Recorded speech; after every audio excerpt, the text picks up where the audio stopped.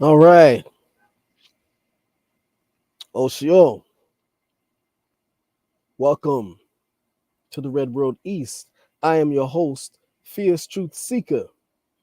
The Red Road East is an indigenous TV program dedicated to archiving and preserving the history, legacy, and culture of the original peoples of the Americas east of the Mississippi River and the Caribbean. Yeah, how's everyone today? I am sorry for the delay. Having a lot of technical difficulties. I was trying to share a PowerPoint and it's telling me that the subscription on the subscription is expired. But that's on this laptop. Then when I look on the big computer, the desktop, it's nothing wrong with it. So I don't understand. So I don't know. Let me see how I can do this.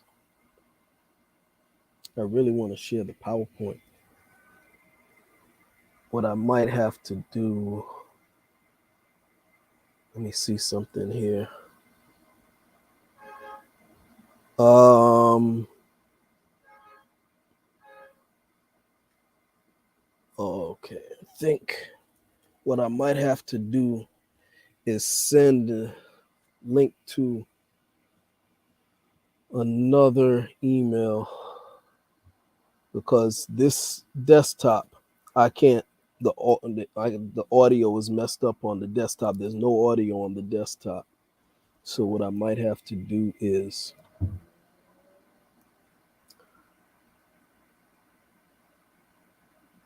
share the screen, send an email to the desktop, and then use the PowerPoint on the desktop and use the audio here on the laptop. Okay, let me see how this is going to work. Bear with me a second. Then it would limit the amount of participants. Yeah, and for anyone who wants to join in, send the link. I'll send your email in the chat. And I did put a hashtag to. So this also, the topic today is Pan-Skillet Africans. No, Pan-Skillet Africans. See, I coined that term. I heard somebody else using that, but they know they got it from me. I am the one who coined both the terms Africans and Africanauts. Y'all get that from me. It was somebody I saw in Sonetta's chat, and they used that. You know you got it from me. Africans and Africanauts. Okay, so it's Pan-Skillet Africans gonna get the smoke. Okay, and this is due to there was a live on Sonetta's show the other day, and they had someone speaking on certain. I don't want to call names, but they had someone on there, and someone had comments about the Virginia Indians and saying that there were no Indians in Virginia that looked like quote unquote us, meaning high melanated people. And I informed them that they were incorrect. And they wanted to go back and forth with me on that. And, I had to take them to school a little bit. And then, they said, well, whenever you want to go at it, we can set up the time and place and blah, blah, blah. I said, well, I go live, at least once a week, at least once a month. So,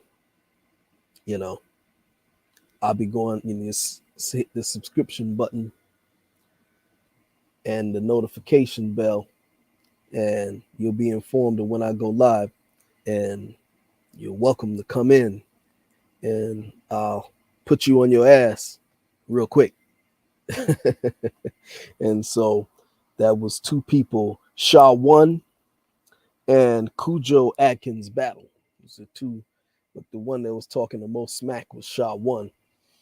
So you guys are welcome to come in, and I'll put you on your ass real quick on that topic. Okay. Anyway, let's see here. I want to share the PowerPoint.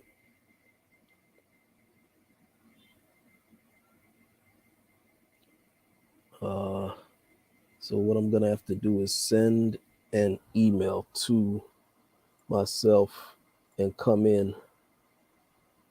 Let me see.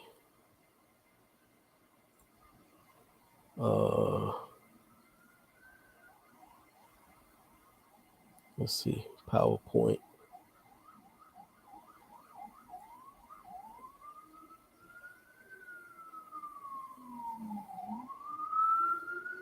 Let me see. I have to do it this way. Invite.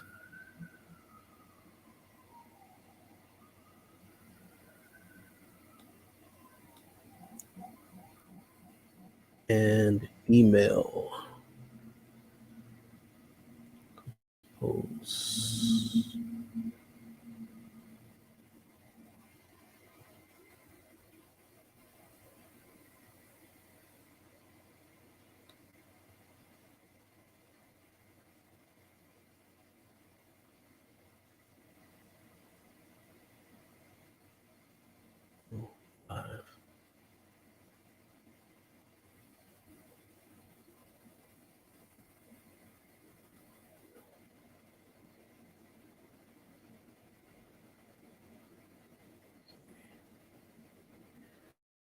One second here.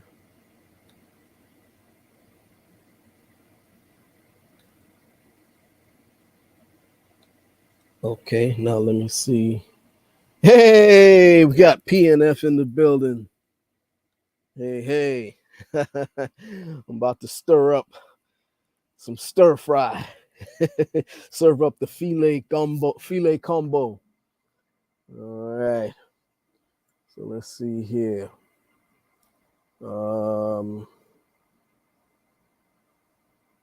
See how I do this.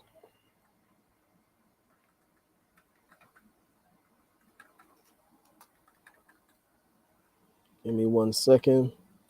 Just bear with me. A little bit of technical difficulties.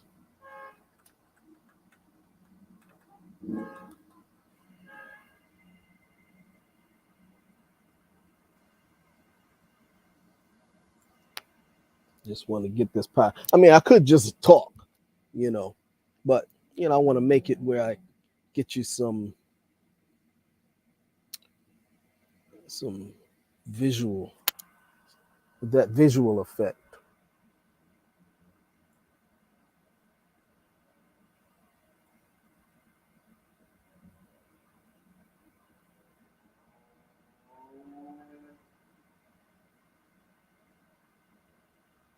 Oh, okay, I can't do it. Let's see. All right, so let me X out of here and do it here.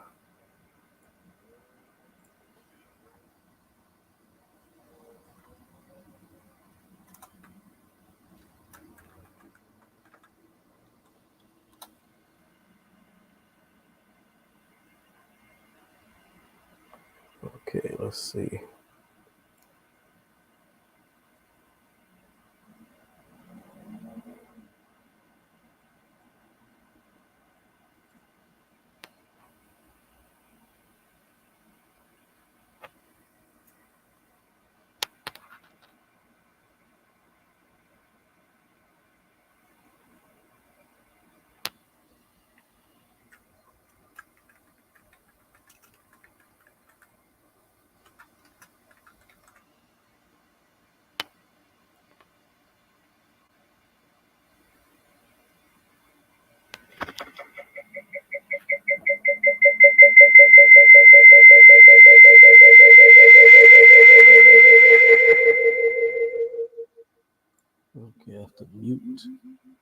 Oh boy, here goes the audio issues. All right, let me see. Hello. Okay, I think the audio issue is resolved. And let's see.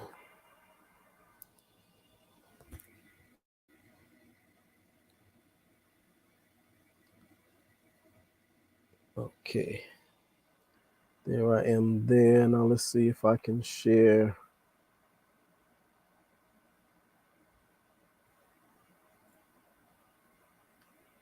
this PowerPoint. Let's see.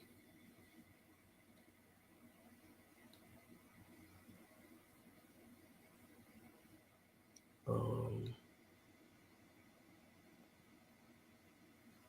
let's see. Give me 1 second.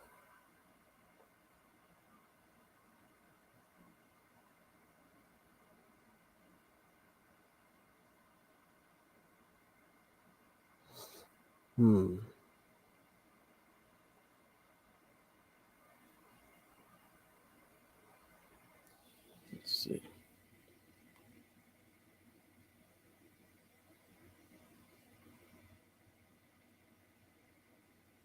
I might have to. Let me see.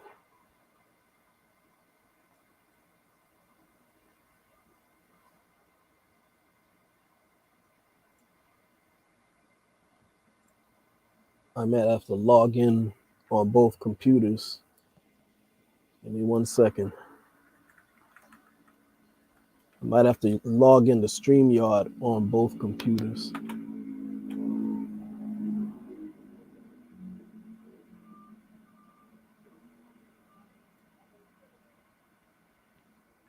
Okay. Let's see. Give me 1 second. Bear with me.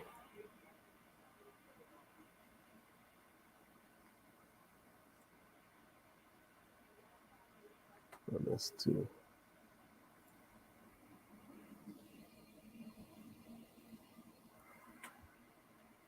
Yeah.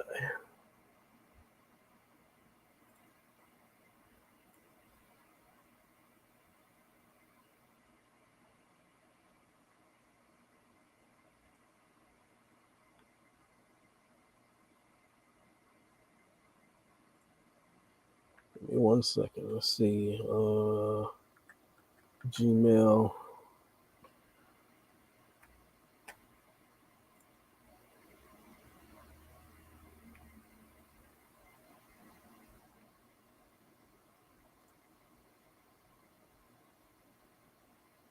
Add another account.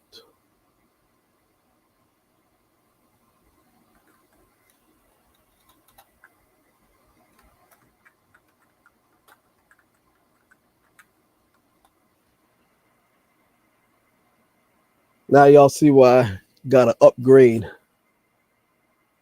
this equipment.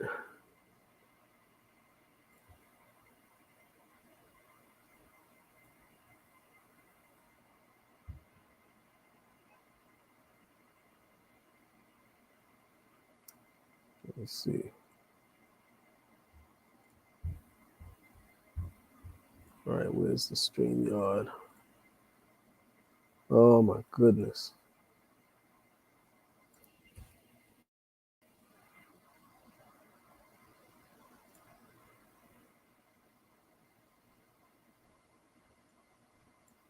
Okay.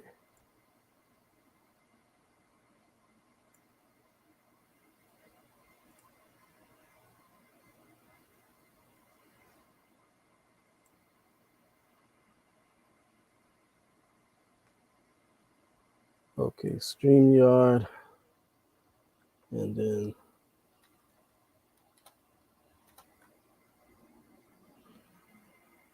okay.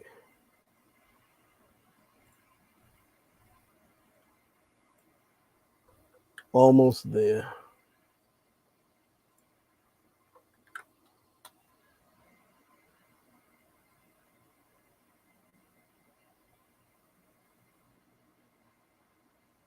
Enter studio.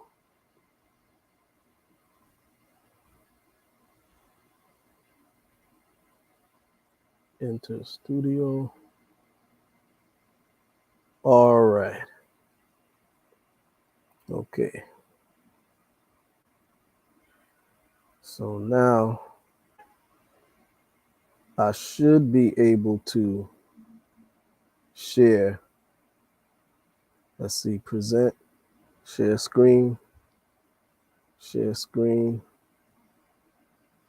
and let's look for the PowerPoint. Oh, I think we in business. Uh-oh. Oh, yeah. See, there's more than one way to do this stuff. Yeah, I definitely need to. I gotta upgrade my equipment and stuff. Let me know, y'all, how the audio is. How's the audio? If the audio is good, put up a 1. If it's not, then let me know what's wrong with it.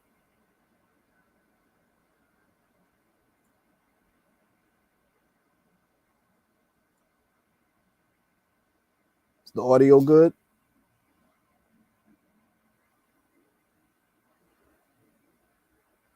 Let me know. I'm not going to proceed until I know that the audio is good, because otherwise it'll be just a messed up video. Okay, good. Okay, PNF says it's good. Okay. All right, so I was hoping more people would have joined in. I see the Pan-Skillets have not come forward. They chickened out.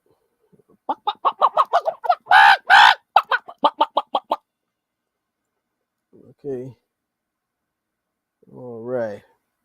So anyway, somebody in Sonetta's chat had said that there were no Virginia Indians that looked like us.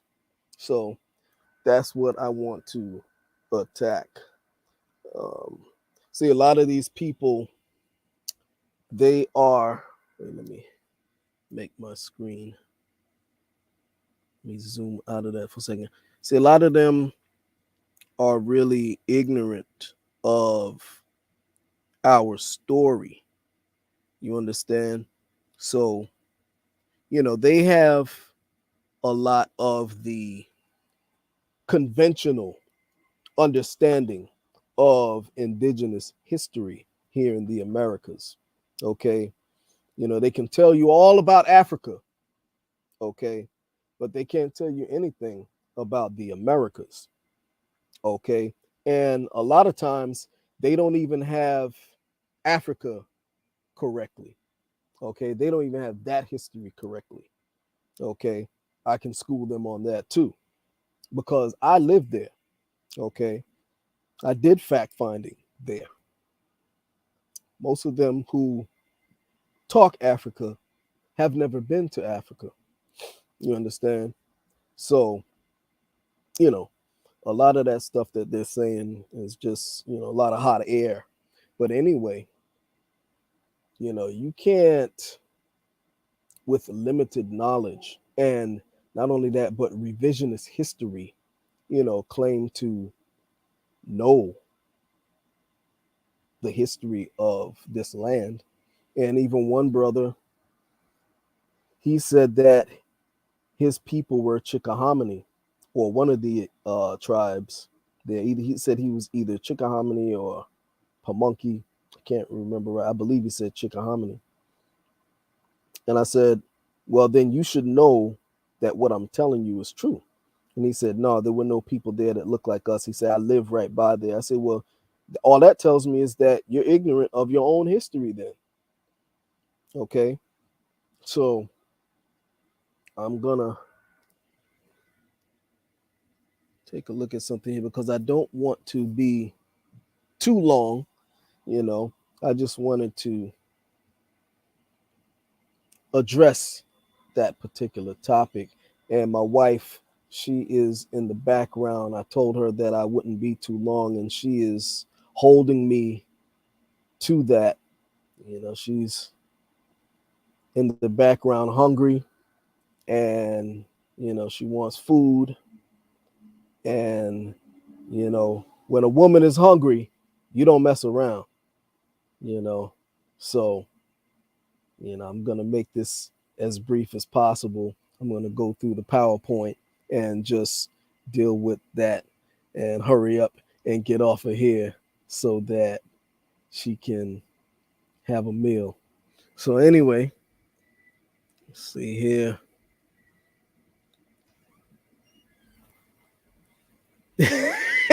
She's holding up the fist right now.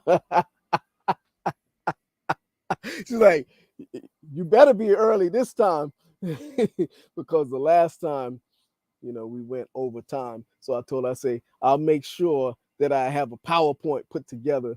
This way, I have everything organized and, everything is nice and tight. So let's see here. Exit solo. And I'm going to put the PowerPoint on solo. Let's see. Full screen layout. Okay, is that how you, wait, let me see.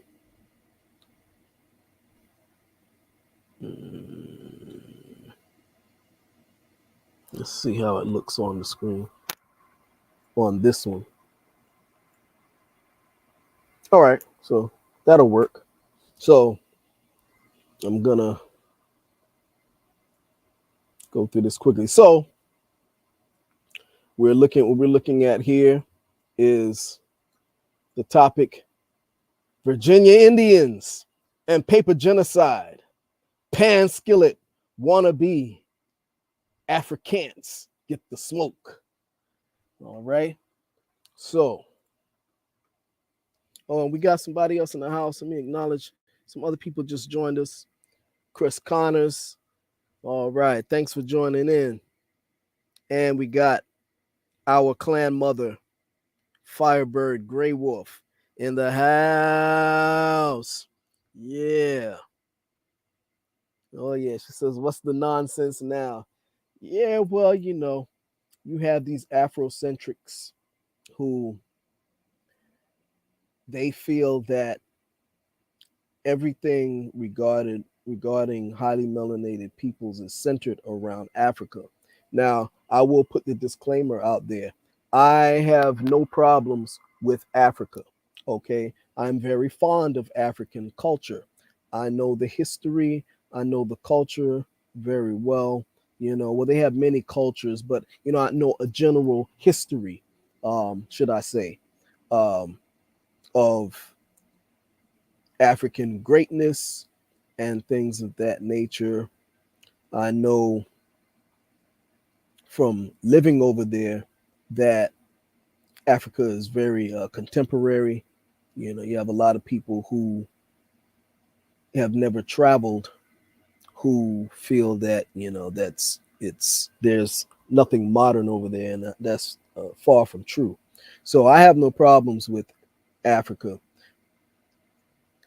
and I will say that a lot of things that the so-called conscious community says, I'm in agreement with a lot of it.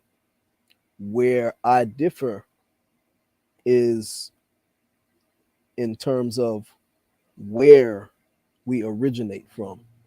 Okay. And Africa being where all of us come from. Okay. That's where I'm at odds. Okay.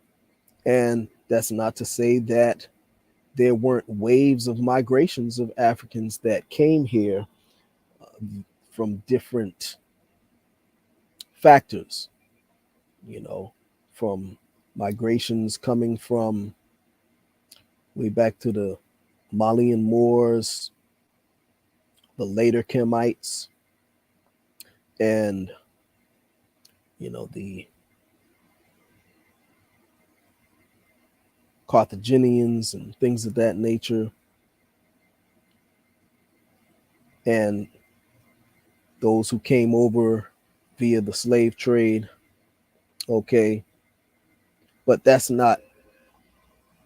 those stories don't apply across the board to all of us just because we're melanated. You know, I always say that genealogy is personal. So you have to do your own genealogy, and you can't make everybody's genealogy the same because it's not.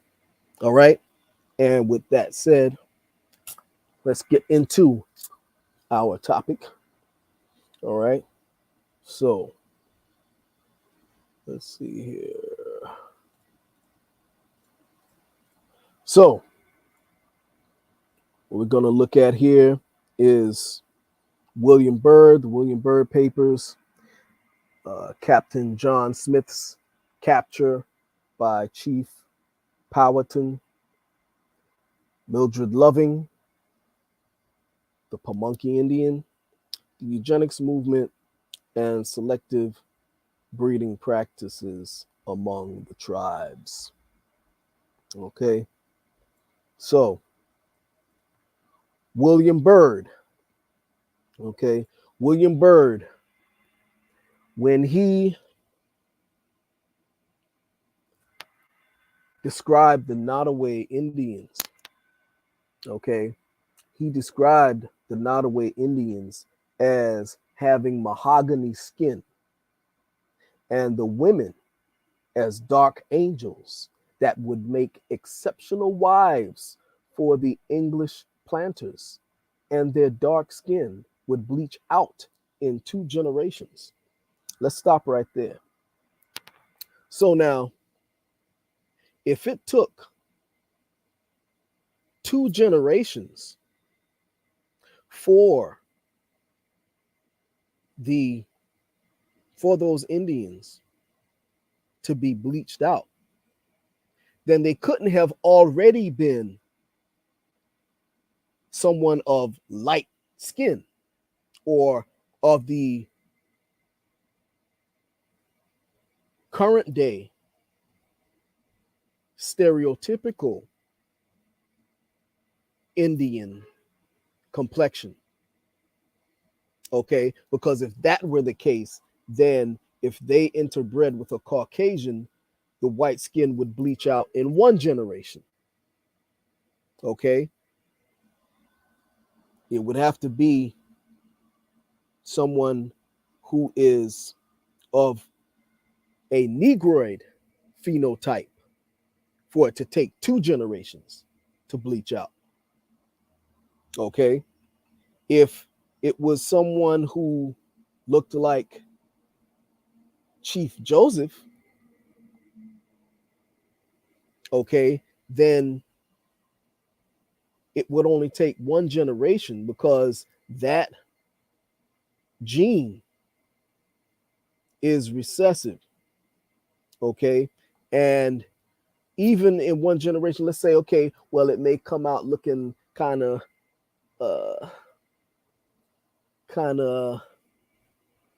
ambiguous, racially ambiguous a little bit. Okay, but it's still,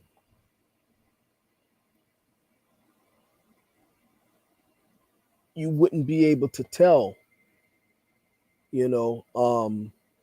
that it was, or should I say, no, let me not say that. It would be light enough to pass for Caucasian. Let's put it that way. Okay, because if you took, let's say, for instance, right, let's think of somebody. Let's think of somebody who's biracial. Let's say somebody like Brandon Lee. Okay, Bruce Lee's son. Okay, so you can say Bruce Lee being Asian. Okay, you could compare that to someone of the modern day Indian persuasion. Okay, we're just talking about in terms of the phenotype or the complexion of the phenotype, right? Now, he had his son by a Caucasian woman. So if you look at his son, unless you knew that his father was Bruce Lee, You would just think that that was just a Caucasian dude.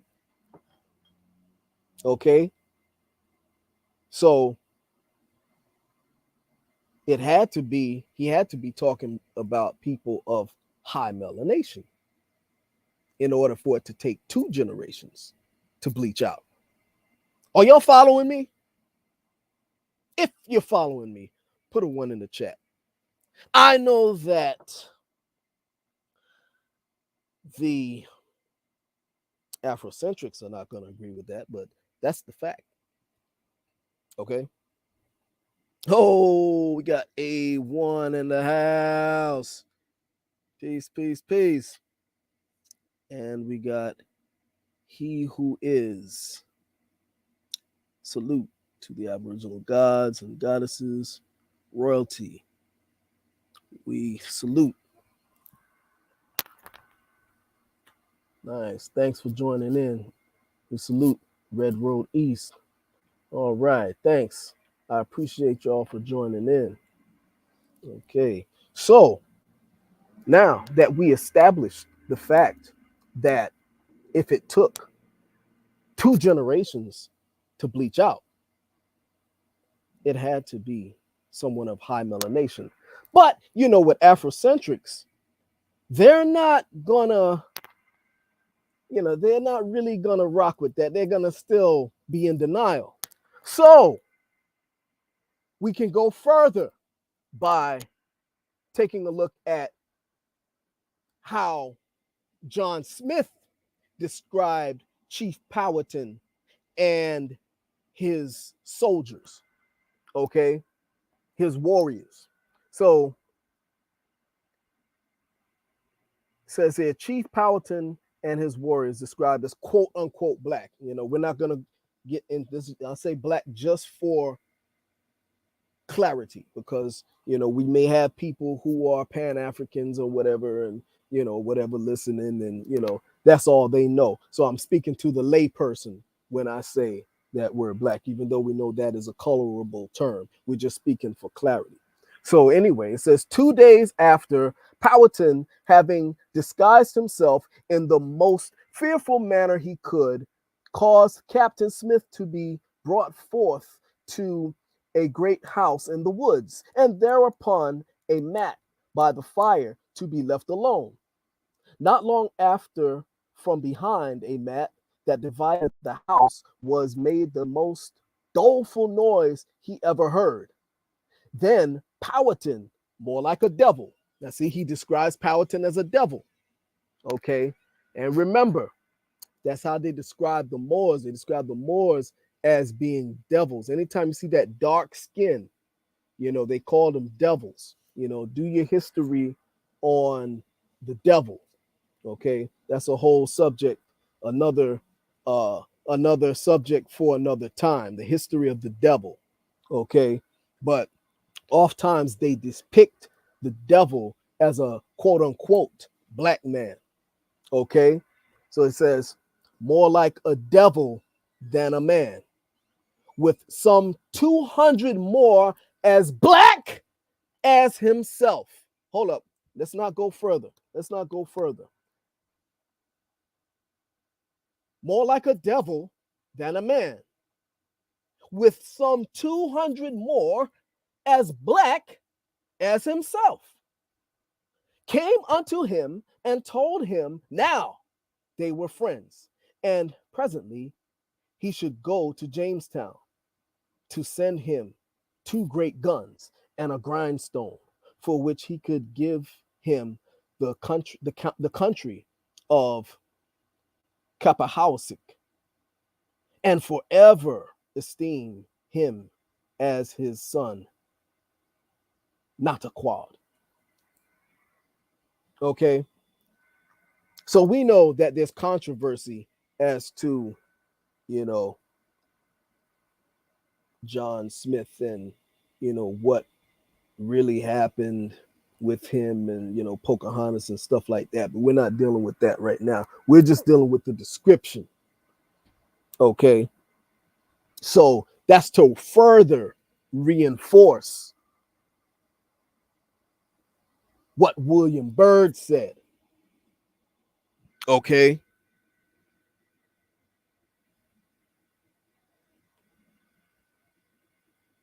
Yes, yeah, we're very familiar with that. Yep, indeed. There's a lot of controversy, a lot of, different stories about that whole Pocahontas. You know how they do. They they change the story, to suit themselves. That's how these conquerors do, you know. Um, but yeah, so now what I also want to take a look at is the fact that the Nottoway Indians were a dark-skinned tribe before the Africans came, according to their tribal history. So I'm using the Nottoway as, reason why I'm using them as a reference, because they're one of the Virginia tribes. Okay.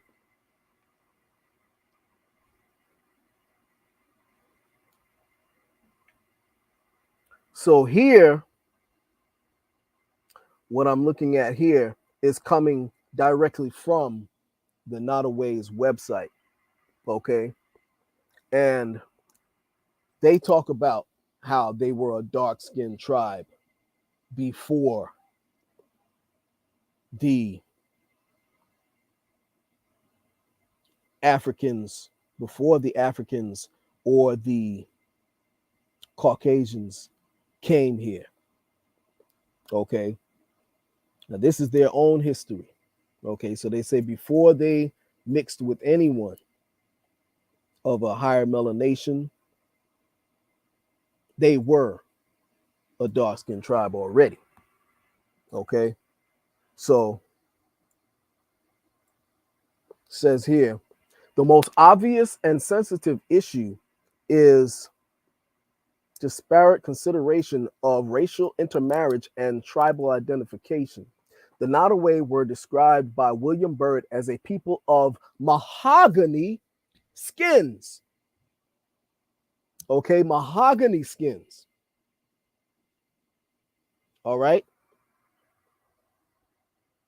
Or the copper colored ones of Nottoway Town.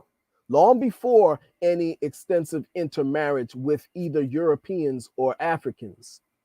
Upon first contact with colonial settlers, traders, and land speculators, Nottoway were a dark-skinned tribe.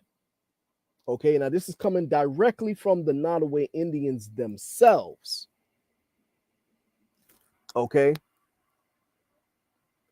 over time, the Nottoway, like other Virginia tribes, have intermarried with Europeans and African Americans.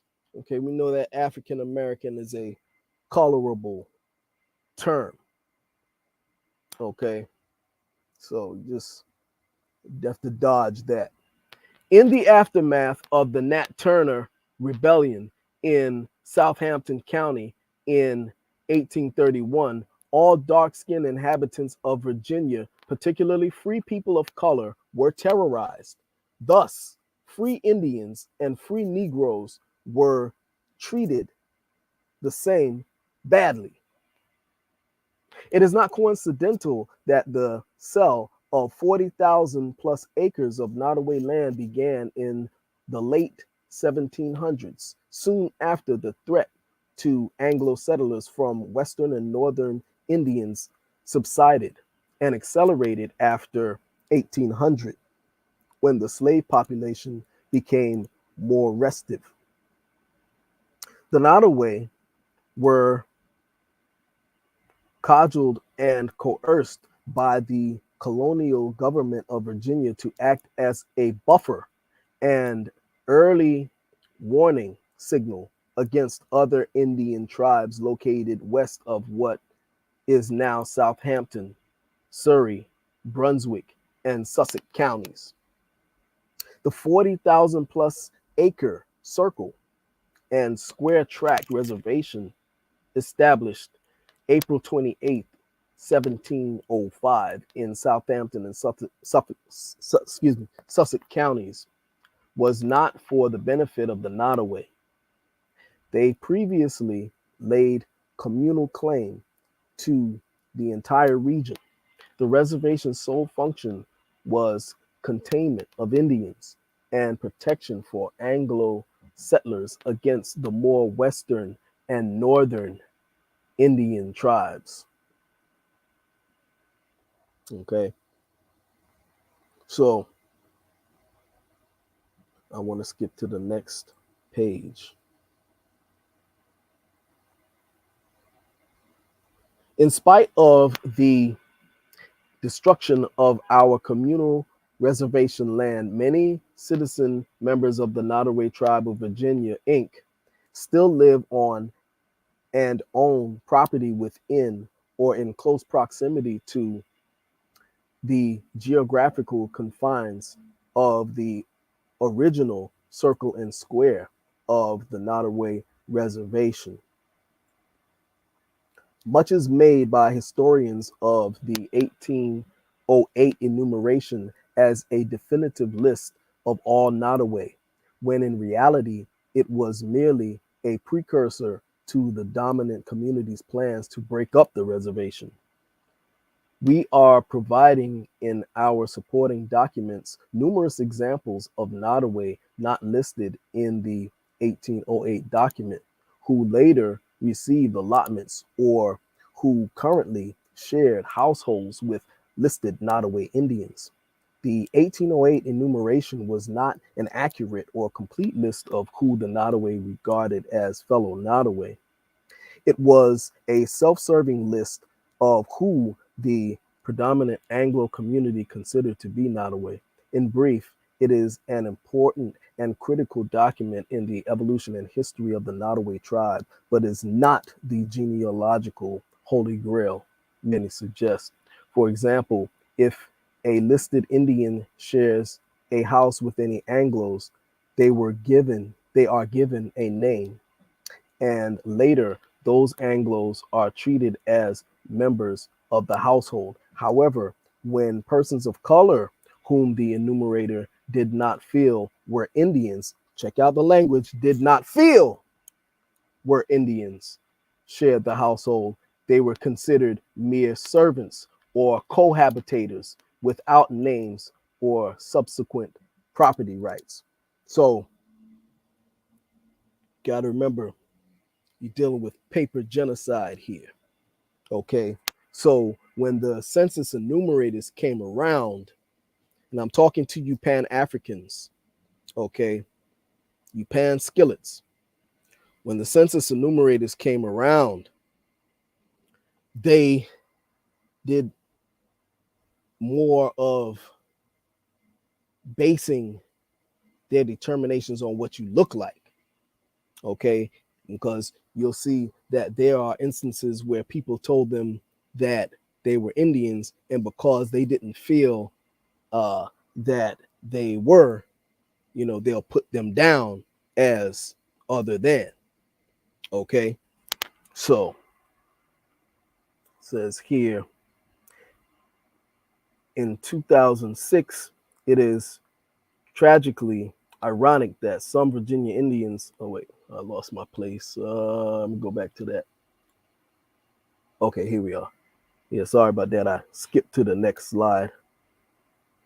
In 2006, it is tragically ironic that some Virginia Indians and Anglo Virginians still have little reticence in accepting light-skinned descendants of Indian tribes who readily admit and celebrate their European duality as recognized Indians, yet anguish over the dark-skinned duality of Indian African ancestry as somehow being of less legitimate decency. Another interesting case is afforded by the Nottoway tribe, a reservation group in Southampton County, Virginia. In 1808, a partial census of the tribe identified, for example, Littleton Scholar as an Indian full blood with a white wife. In the 1830 U.S. Census, however, Littleton's sons, are listed as free people of color. In 1844, an enumeration of free Negroes and free mulattoes in Southampton County listed certain mulatto children as Alex, Bob, Samuel, and Gideon Scholar, all children of a white mother. Under the laws of Virginia from 1705 until at least 1785, the child of an Indian was legally categorized as a mulatto, as a mulatto, along with persons of 1/8 or more African ancestry. In 1785, the term mulatto was applied to persons of only 1/4 or more African ancestry. And again, here, you have to look at when they say African ancestry, you know, uh, it's not always that the people were from Africa that was being spoken about. Sometimes that's talking about people who may have been indigenous with that phenotype or the Negroid phenotype. Okay, and they're quoting here from the document here is quoting from sources that are using that language. Okay, so just keep that in mind. I'm talking to you, Pan-Africanists. Okay, because when you guys read documents, you just take this stuff on face value without the context. Okay, without having the true paradigm. Okay. So anyway, in 1785, the term mulatto was applied to. But did I read that already? Anyway, let me read it again. In 1785, the term mulatto was applied to persons of only 1/4 or more African ancestry, thus allowing some persons to become white or Indian who had legally been mulatto previously. It is not clear if the 1705 definition was replaced as regards Indian ancestry, and court decisions and other evidence are contradictory on this point. Nonetheless, in practice, the term continued to be applied to virtually all reservation and off reservation Indians in tax records, census enumerators, and in the Free Negro registration book of at least one county. In 1866, after the Civil War, the following language was adopted: every person have 1/4 or more Negro blood shall be deemed a colored person, and every person not deemed a colored person having 1/4 or more Indian blood shall be deemed an Indian. Okay, so now what we're looking at is how they made their determinations. Okay, because they're not doing, it's not like when they say Indian blood here, it's not like they're doing a DNA test or anything like that to determine the blood. They're going based on how they feel, okay, based on how you look, okay.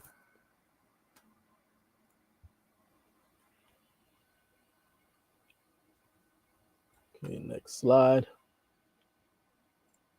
2006 to 2007 is an appropriate monument in history for the Virginia Council on Indians to further advance an accurate and truly balanced cultural exploration of these relationships. It is our wish to be a friend and an ally in this effort. There is no bitterness, no anger, no self-righteousness or antagonism reflected in our hearts, blah, blah, blah, blah, blah, blah.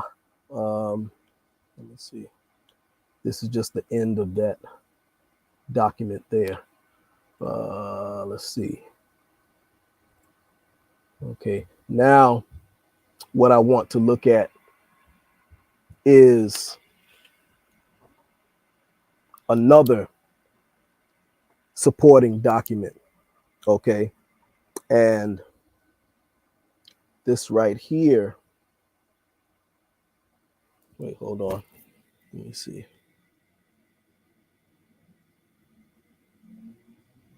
Yeah, exactly. That's how they stole our identity. Exactly.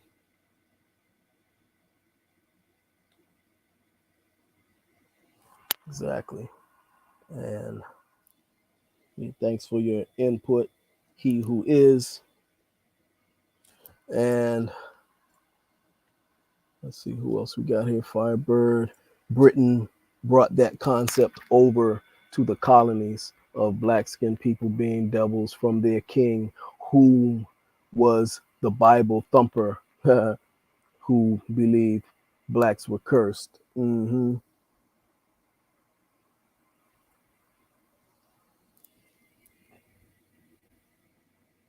And let's see here. So moving forward.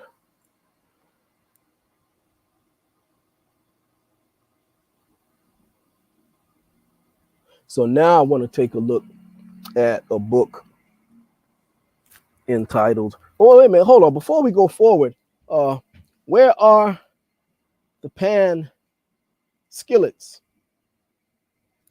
I don't see any Pan-Skillets in the house. Pan-Skillets, that's who I'm really talking to here, because they were talking a lot of junk, you know, and telling me, yeah, yeah, yeah, when you go live, blah blah blah blah blah blah blah, and they're talking a lot of junk in Sonetta's chat. But I said, and I told him, I say, hey, subscribe to the channel, hit the notification bell, and you'll see when I go live, and you know, just come on up, leave your information in the chat. I'll bring you in, and I'll put you on your ass real quick. This is easy work. Okay, this is easy work. Uh, but anyway, I guess they don't have a whole lot to say, whatever. But anyway, moving forward.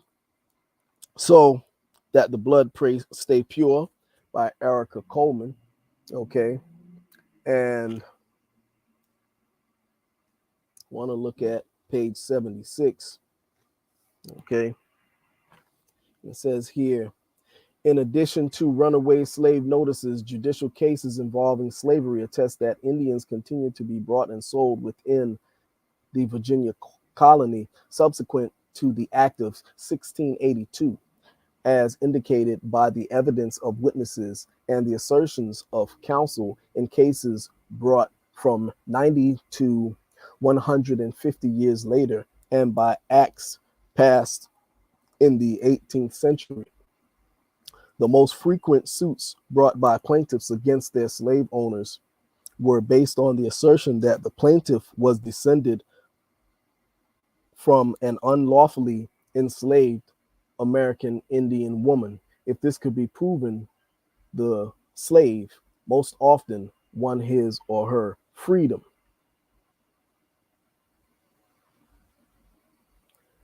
Regarding the free population, non-whites were enumerated separately from whites.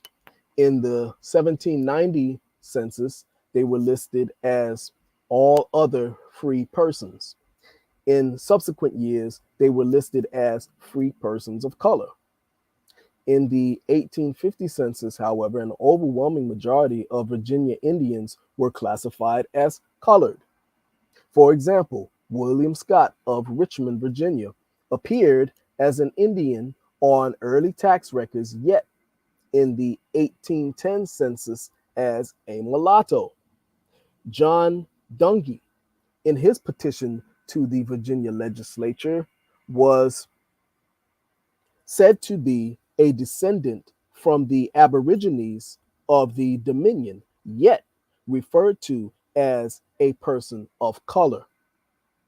Littleton scholar, a Nottoway, was identified as a full-blood Indian on an 1810 census, yet in 1830 his sons were classified as free people of color. Okay, so this is what they were doing. Okay, paper genocide. Okay, you saying I'm this, I'm indigenous to the land, blah, blah, blah, blah, blah, blah, and them saying, no, no, no, you're not, you're a Negro or you're a colored or, So incidentally, reading further, Edmund and Carter Nelson, whom the Rappahannock considered their ancestors, are listed as heads of household from 1820 to 1840, with everyone, including themselves, identified as free persons of color. Carter in 1820 and 1830, Edmund in 1830 and 1840. However, in 1850, Edmund is listed as a mulatto. Local tax rolls seldom use the Indian designation.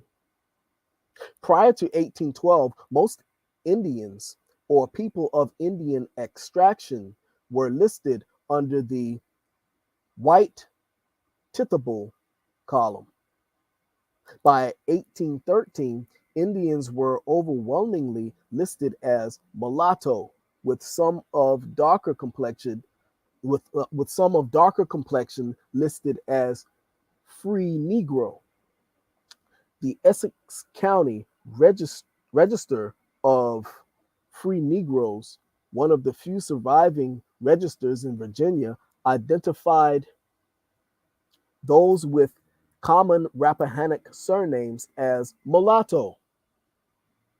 Identification of American Indians or part American Indian people as Indian by census takers and county authorities prior to the Civil War was the exception, not the rule. When the Indian designation was included on the 1870 census, only 229 citizens were identified as Indian. You see that? Okay. You see that? Despite its present denial, as demonstrated above, there is sufficient documentary evidence to suggest that there were long-standing interactions between yeah, yeah, I hear the author saying this. Said there was, see, this is what you call the author's opinion and not just based on the facts. The author is saying here, despite its present denial, as demonstrated above, there is sufficient documentary evidence to suggest there were long-standing interactions between people of American Indian and African descent in the Commonwealth. But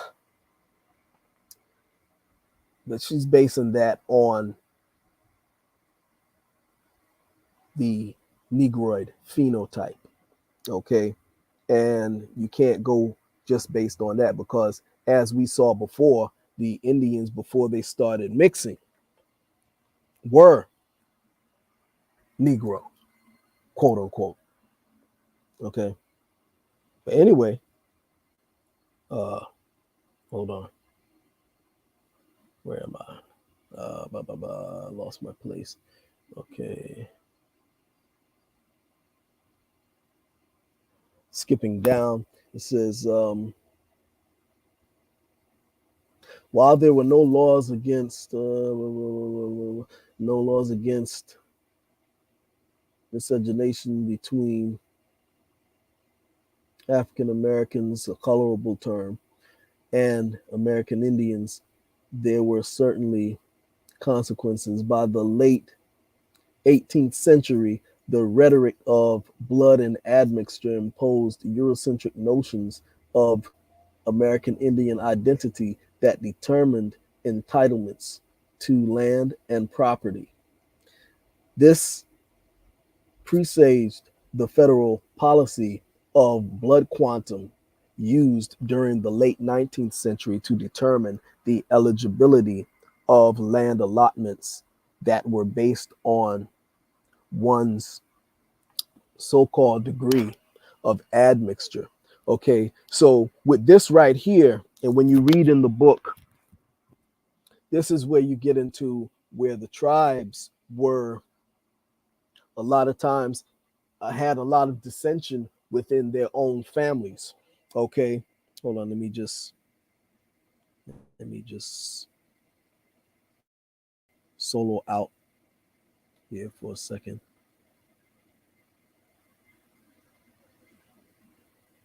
Um,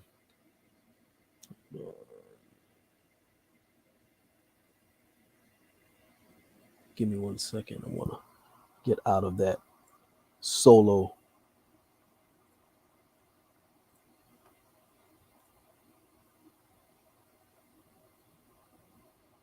Exit full screen layout.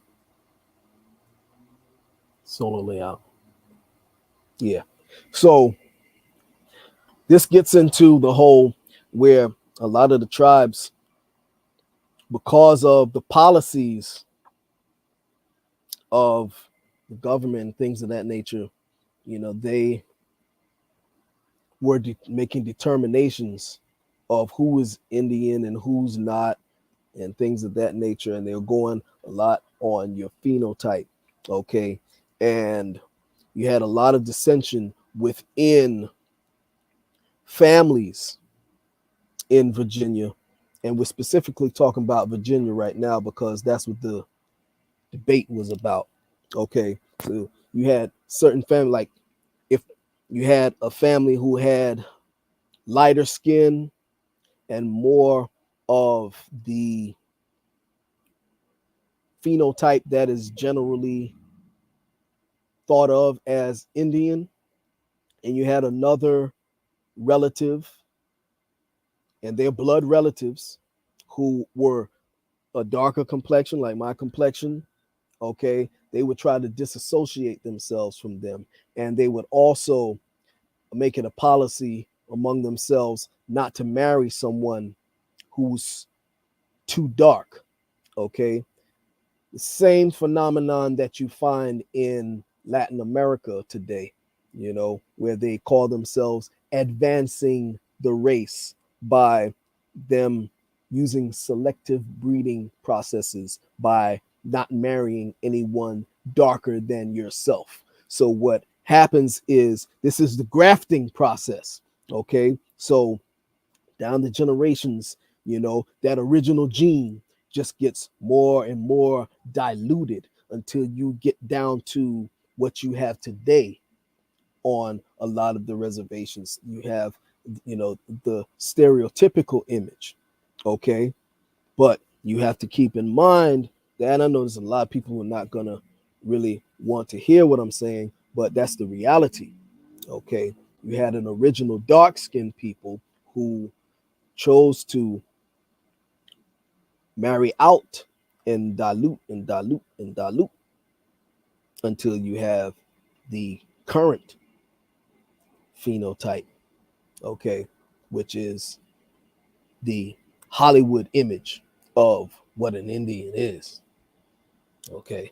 And I'm using these terms, Indian and all of that, loosely, okay, not dealing so much with, what's colorable and blah, blah, blah, blah, blah, blah, because of the fact that I'm not speaking to those of you who were in the chat who already know this stuff. I'm speaking to these Pan-Skillets and, just people who are viewing who don't know the history, who may be interested in what we're talking about. Okay.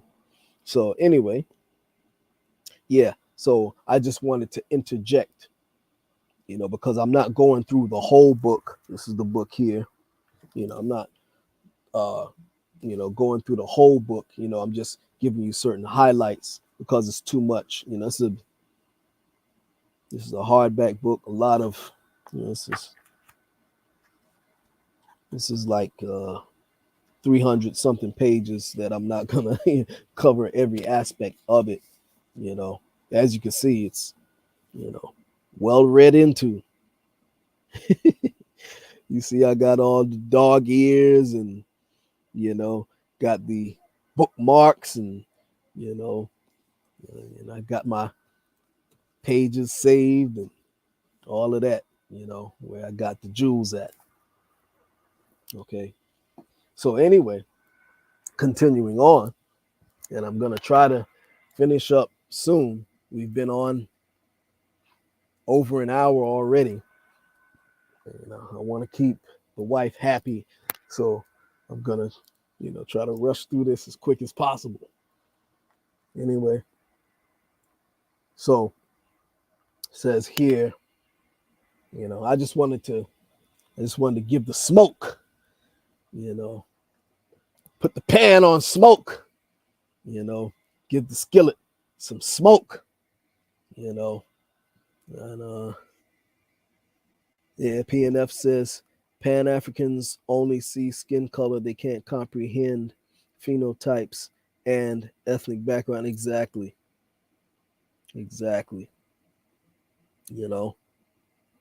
So yeah. So anyway, reading on. Let's see here. Let me get the PowerPoint back up here, because I don't like to just talk. Whenever I say something, I like to show receipts. I like to show receipts. So let's see here. Get back to the. How do I get this back? Let me see. Oh, I have to exit. Wait. Oh, go up here. Exit solo layout. Okay, there we go. And now we'll make this solo. What? Full screen. How do I? Full screen layout. Let's see. Okay, guess that's the best it's gonna get. I'm trying to make it as big as possible for y'all, but well, it is what it is. I'll be reading it anyway. So okay, so now continuing on, it says here the doctrine of blood quantum can be located in its European antecedent, which used fractional amounts of blood to describe ancestry. Among its long held English traditions, relatives for, wait, I'm sorry, skip the line. Among its long held English traditions, common law distinguished between whole blood and half blood relatives for the purpose of inheritance. This concept was used to define one's legal status and to distinguish people with the same parents from those with a single parent in common. Applied within the context of Virginia, people of mixed race ancestry came to be defined by degree of blood, with the advent of the definition of mulatto in 1705. Within this context, ancestry based on the concept of degree of admixture was used as a means to exclude mixed race people from the privileges of whiteness, of which the most salient pertain to land rights. Most salient pertain to land rights. White settlers determined to wrestle every square inch of land away from American Indians made numerous attempts to rob indigenous people of their reservations by using the language of blood and admixture to reclassify American Indians from Aborigines to free Negroes. The Gingaskin tribe of Northampton County on the lower eastern shore provides a poignant example of this pervasive tactic. When John Pori, Secretary of the Virginia colony, arrived in 1621 on the peninsula that would later become known as Virginia's Eastern Shore, there were approximately 2,000 inhabitants, some of whom were known as Accomack Indians. In 1640, the English planters began moving in and encroaching on Indian lands. The Accomack, noted for their diplomacy and friendliness, found themselves checkered in and virtually landless. In December of that year, the General Court and Council granted a patent for 1,500 acres to be reserved for the Accomack Indians. It turned out, however, that once the land was surveyed, the reservation was comprised of only 650 acres. Once the reservation was established, the tribe was assumed. The tribe assumed the name Gingaskin. The Gingaskins experienced constant harassment and encroachment on their land by local whites. In 1773, they petitioned the General Assembly to appoint trustees to protect their lands. Thus, neighboring whites decided that instead of trying to obtain the land via squatters' rights, they would obtain it legally by petitioning the legislature. The first petition requested the termination of the Gingaskin Reservation was submitted to Northampton County was submitted to Northampton County authorities in 1784. White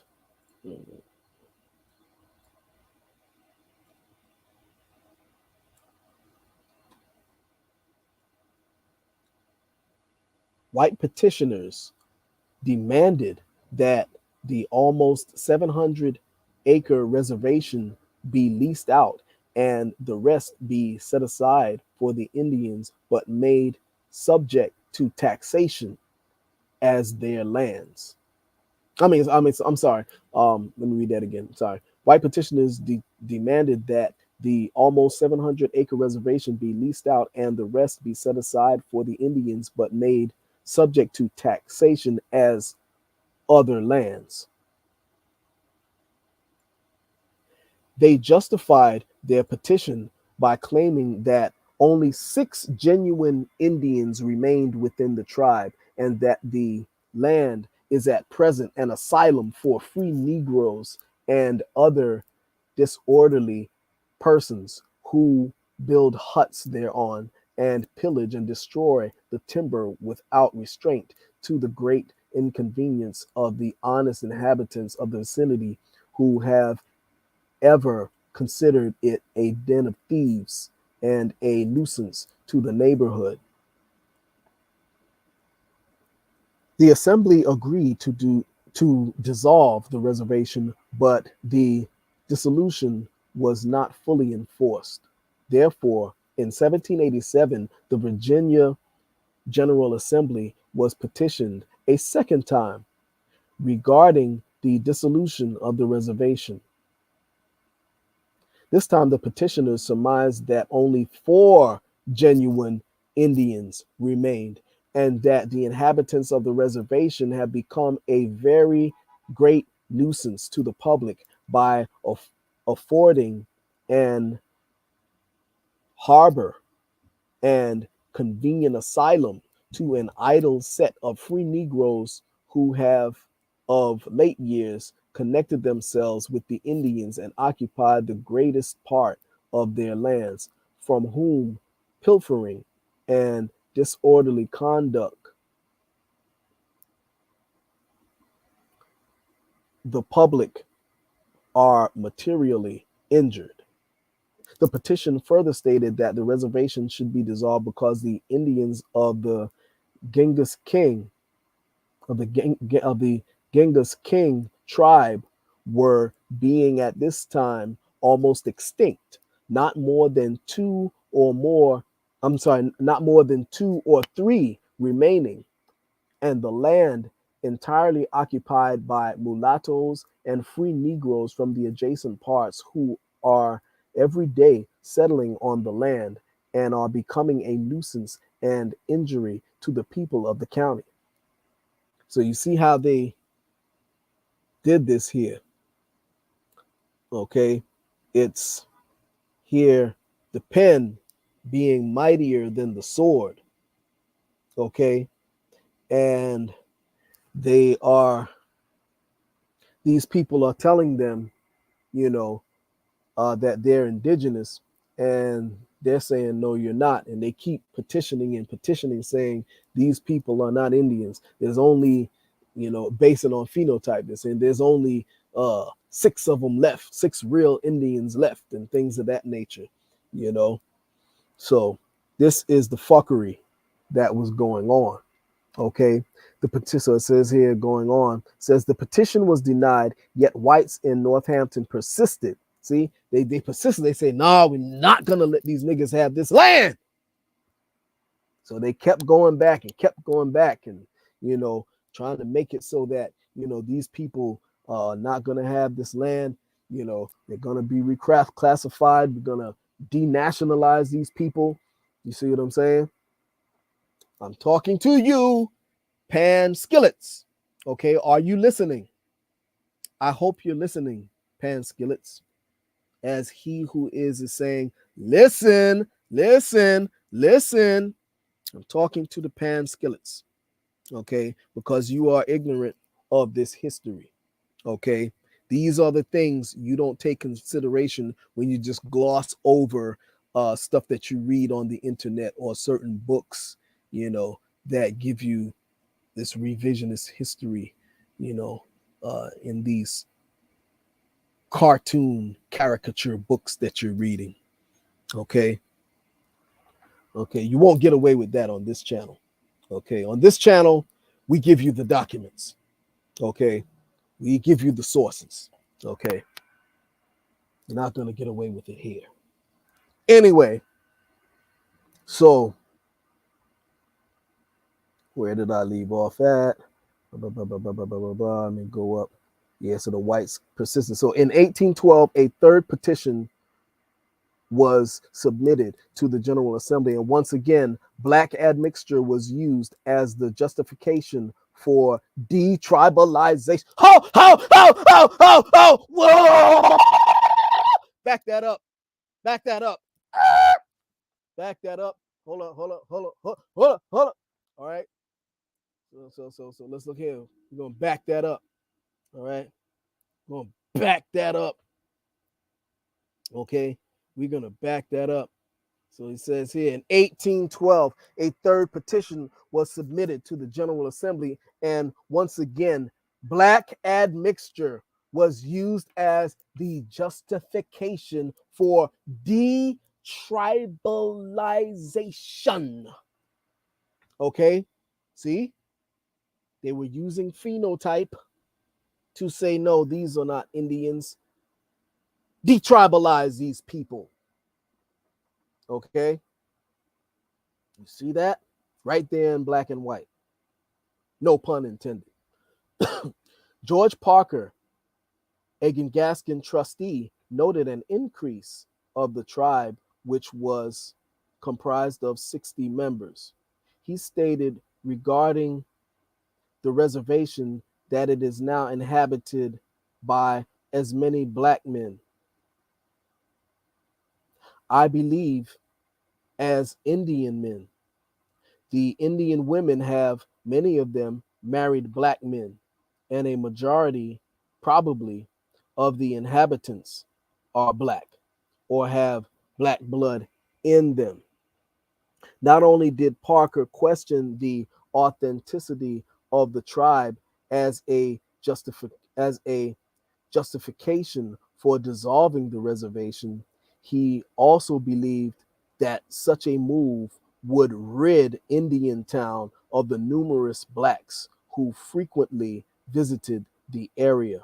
Dissolution, therefore, would mean that the lands would probably soon pass into the hands of white people by contract, and that the let me go to the next page. Give me 1 second here. And that the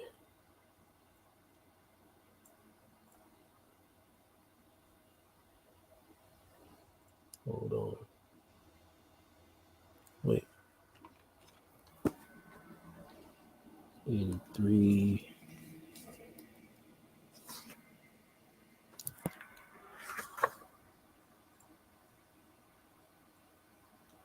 Oh, I missed the page.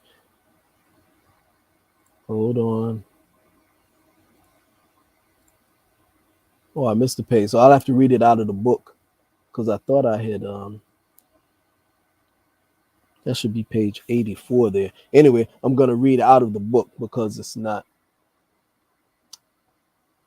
I didn't put that in the slide. Okay, anyway, let me go back.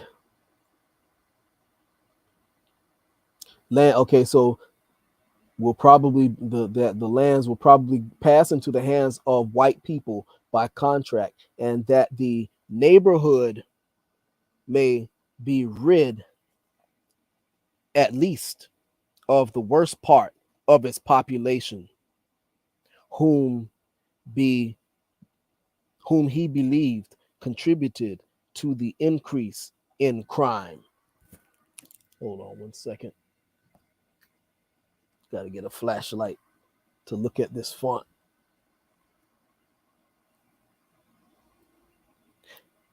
Parker recommended that the lands be divided.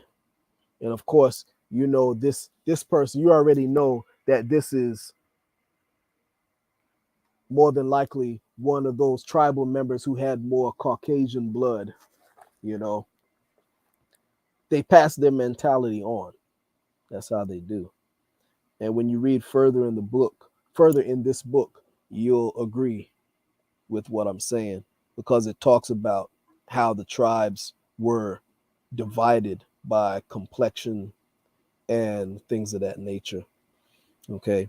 So since Parker recommended that the lands be divided with the stipulation that no free Negro or mulatto, either with or without the exception of the offspring of the female Indians, be permitted to acquire any right, title, or interest whatsoever in the said land by marriage, purchase, or descent, and that no free Negro or mulatto occupy a house upon the land, or be received or taken as an inmate in any of the families thereon, except the husbands of the female Indian women.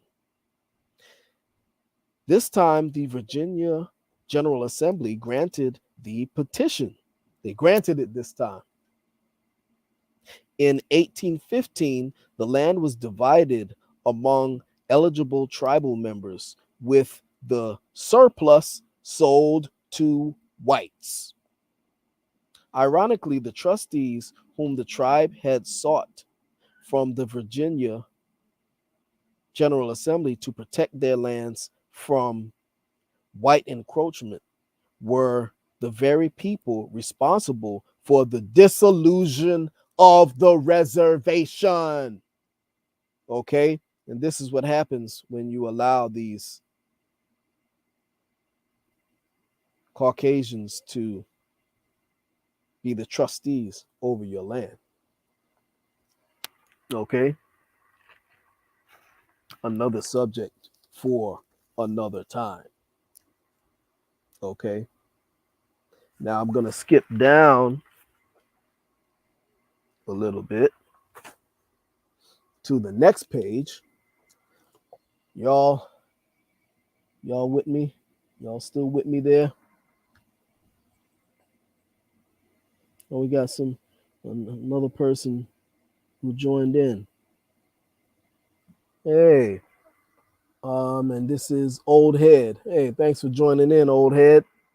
Yeah, we're just, I got the skillet going. I got the filet gumbo on the stove, cooking up the pan skillet, cooking up these pan skillets. Okay, the Africanats. And I'm not, again, I got nothing against Africa. I'm not even talking about the real Africans. I'm talking about the wannabe Africans. So if anyone is listening from the continent, I'm not talking about you. I'm talking about these Americans who are wannabe Africans. Okay. And again, I'm not saying that there are not people here with African ancestry. Okay. My problem is when you say that everyone is of African ancestry. Okay. And when you have tribes here who said that they were dark skinned before the Africans came and intermixed with them as a tribal people. Okay. That's what I have a problem with. Okay. And you have tribes, these tribes, just like in Africa, they have their griots, these tribes, they know at the points when Africans came among them, and they know the points when the Europeans came among them too. So, you know, you can't tell people who they are just based on phenotype when the tribes are speaking for themselves. What I'm giving you here is quotes coming from directly from the tribes, you know, talking about their history. I got some of that in there. And also, it's coming from the documents from the registrar and things of that nature. I had all of that is in my book. I spent many hours back in the days, like damn near 30 years ago, spent many hours in Strong Bear, who oft times I have on the show. She was right there with me. We were in there together in the Huntington Free Library right here in the Bronx. You know, we used to pull up all of those documents that they had. And believe you me, they had some stuff up in that library. Okay. So we had all, we had, we and those copies weren't cheap either. 25 cents. And we're talking about like almost 30 years ago. Okay. 25 cents a copy. So imagine how much money we were spending making copies, copying all of those documents and stuff. You know, I know where they took the collection to, but I am not saying. Okay. Because and one day I'm going to go up there where they have the collection, but I'm not saying where it is. Because you put that type of information out there, they'll shut it down. Okay. They'll start to move it. So I ain't saying nothing. Okay. But yes, they had some serious information in there. And a lot of stuff that a lot of information that people are just coming across, on various platforms now. We were digging that stuff up like 30 years ago. And yeah, I can't wait to go back and start digging in those crates again. Yeah. But anyway, so reading on and continuing. Oh, we got some more people. Someone else who we have here. Someone else just joined in. Oh, yeah, yeah, yeah, yeah, yeah. That's Chico de Costa from checking in from Vegas. Oh, thanks for checking in again. Yeah, I remember you. Yeah. All right.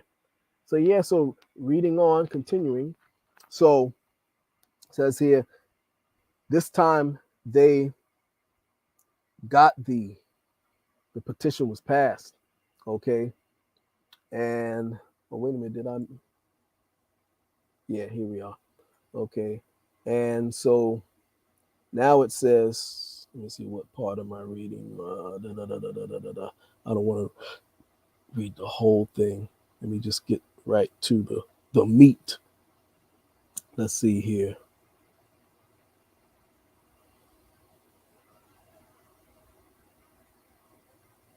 Okay.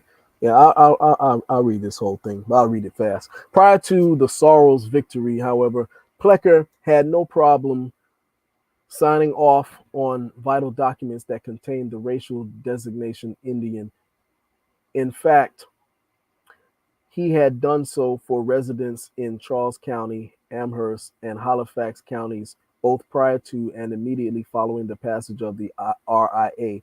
He later agreed to compromise with the various sects of non reservation Indians and allowed them to be identified on non on government documents as mixed Indian. He also compiled a list of mixed Indian families, and you know what type of Indians they're talking about here. Despite the fact that the mixed Indians, despite the fact that the mixed in the mixed Indian denoted the presence of African ancestry, which prevented those with the designation from riding in the white section of the train or marrying white people. The benefit of the mixed Indian category allowed families so identified to enroll their children in local Indian schools so as to prevent them from having to attend colored schools with black children. In this manner, they were able to obtain a distinct identity separate from their African American counterparts. The sorrows and win victories, however, were the reason for Plecker to renege on the compromise and insist that the use of the term Indian be discontinued altogether.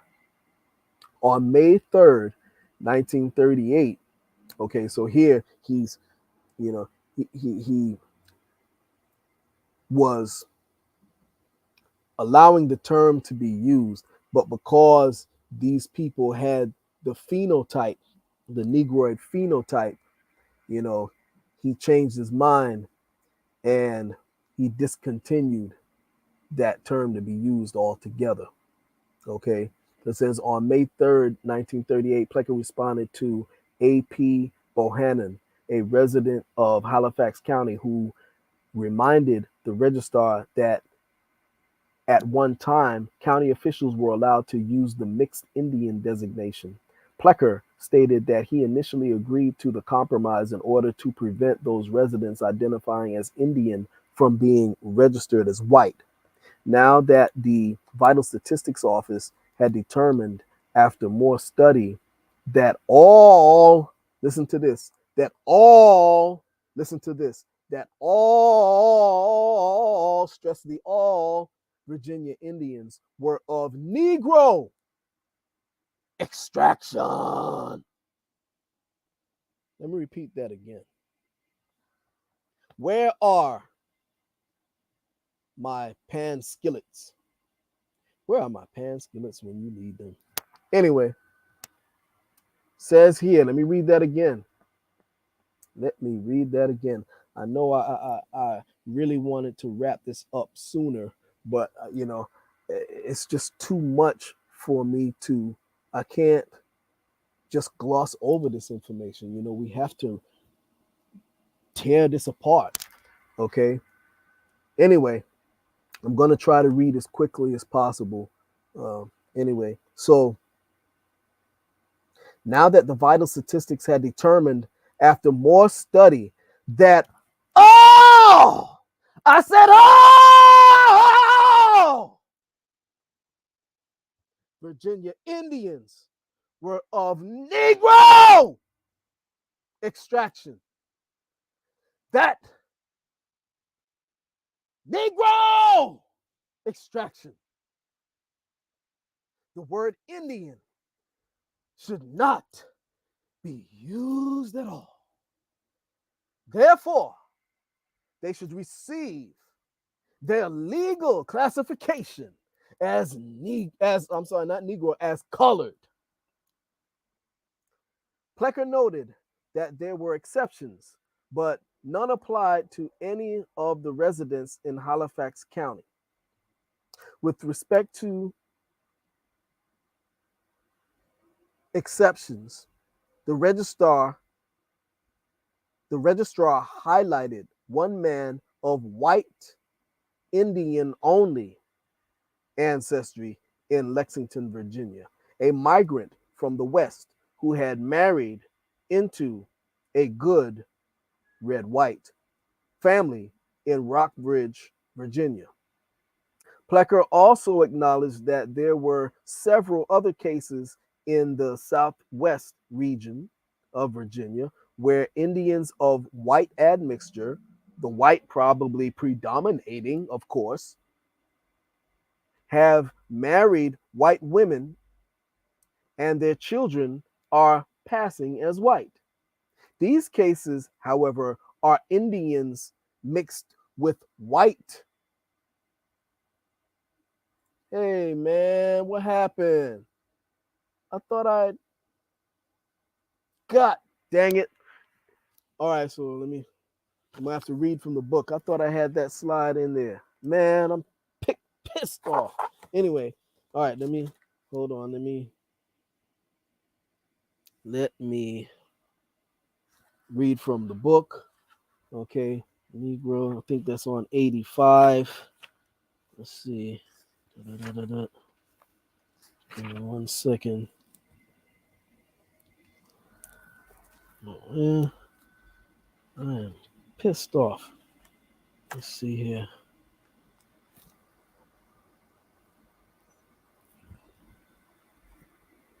Give me 1 second. I'm going to the book to pick up from where that left off. That was just getting good. Yeah, dang it. Hold on. Don't go anywhere. Okay. Yeah. Here we are.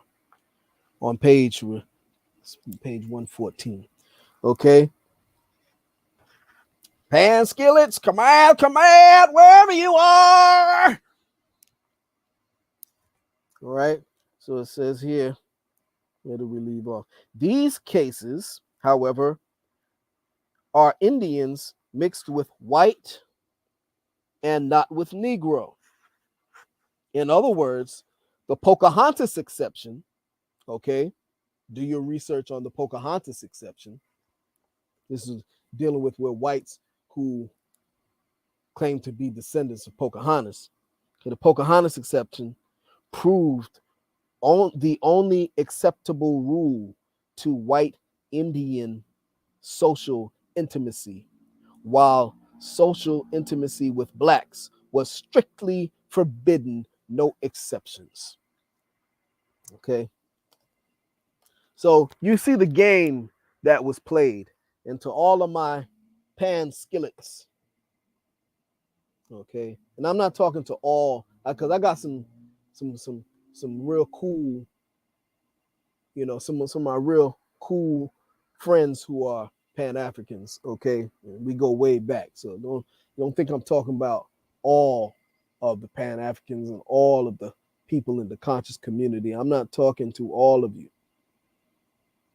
I'm talking specifically to the ones that I had discussion with the other day in Sonetta's chat. Okay. Those are the ones I'm talking about. So don't feel any ways. Anyway, let's continue on.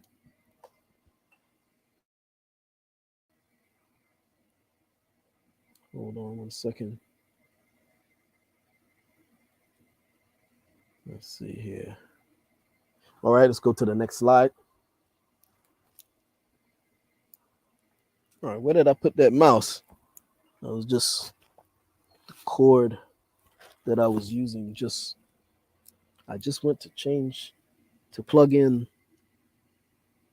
the laptop because the battery was dying, and I put the mouse somewhere. Give me 1 second while I find this mouse. Come on now. Quit bugging out. Where's the mouse? Oh, here it is on the floor. All right. So now we're going to look at Carter G. Woodson, Free Negro Heads of Families in the 1830s. Okay. And it says here, this report is the Oh, wait. Let me make this a little smaller.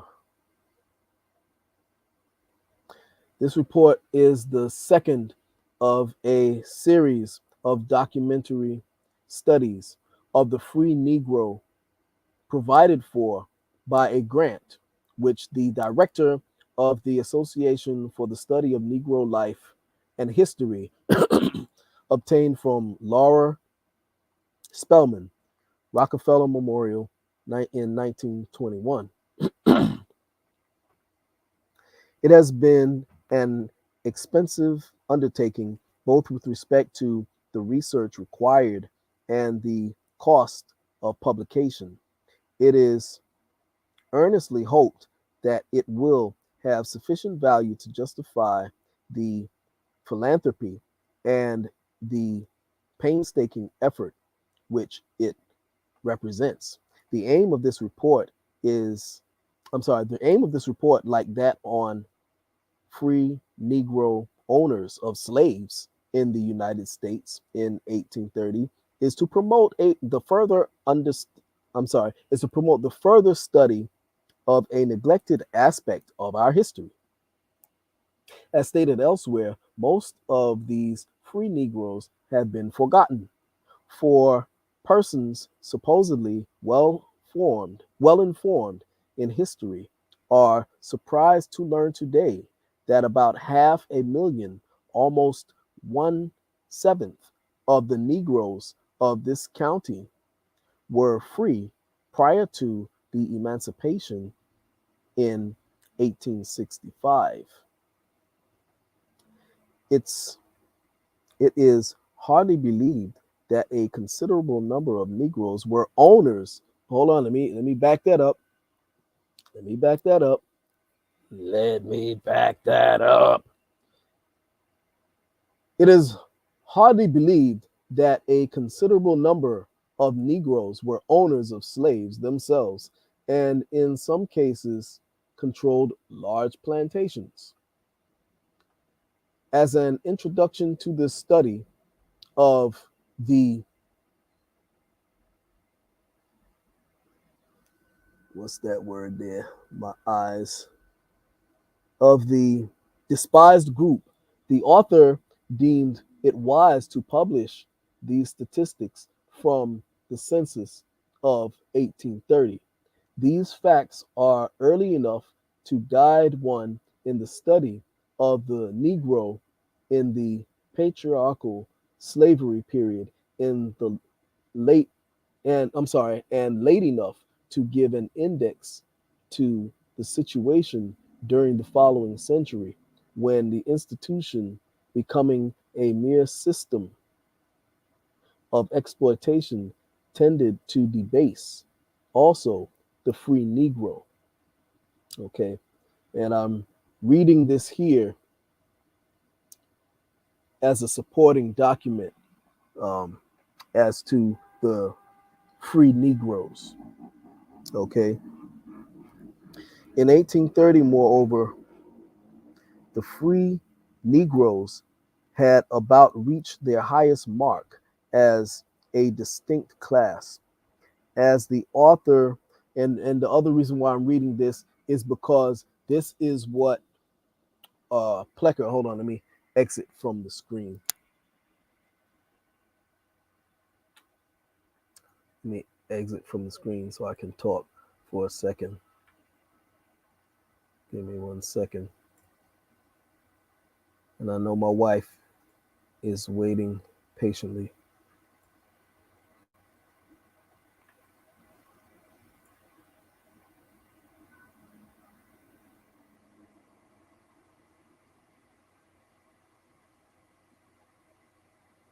How do I make this? Oh, gotta do it up here.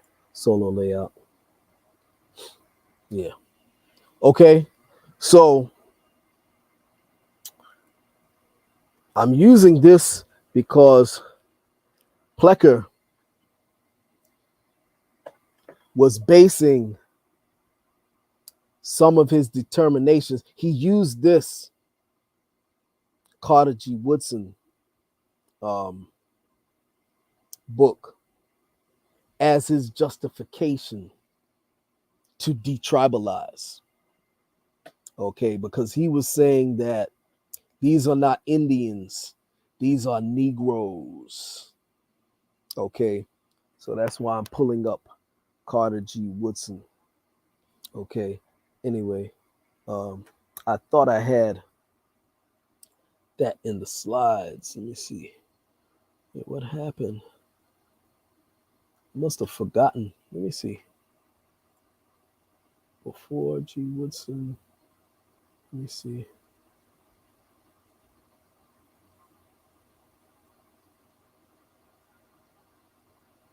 Give me 1 second. Let me see. 1, 2, 3, 4, 5. 1. Wait. 1, 2, 3, 4, 5.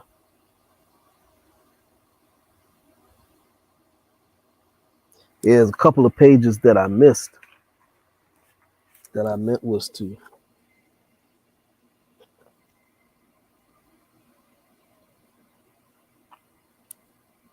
Yeah, I can't not read these other pages. So before I go to Woodson, and this is how you got to do. You got to, when you do your research, you got to cross reference, you know, and, you know, you got to play a chess game. You can't play checkers, you got to play chess. We might have to, oh man, I don't want to, I really wanted to continue going on, but we might have to do a part 2 because it's just too much. I don't want to rush through this, and it's a lot to cover. Man,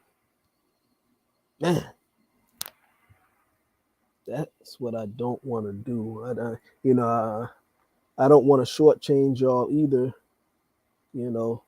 So, but let me see what time it is. It's 4:24. Yeah. Let's see.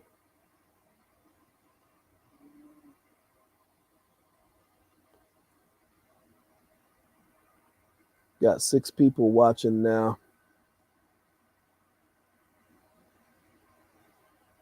Actually, really, because it's actually about 4 people because 2 of the screens is me, I think.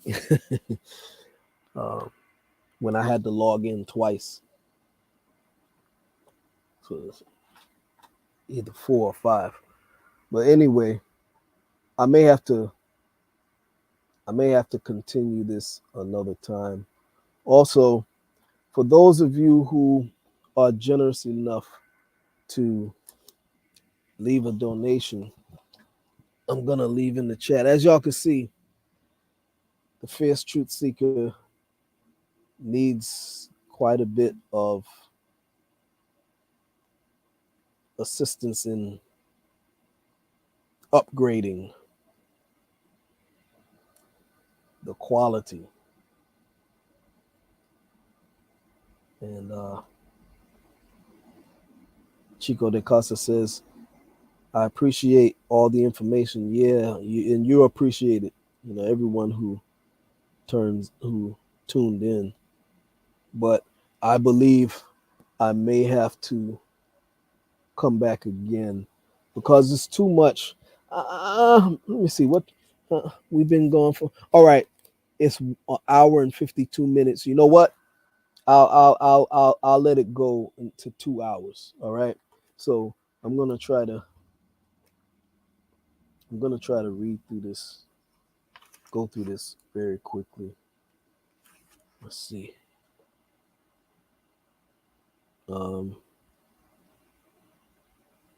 82, 83. Yeah. Okay, just hold tight.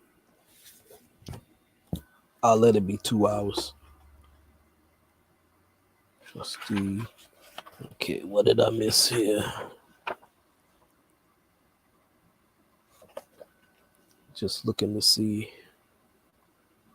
Ah.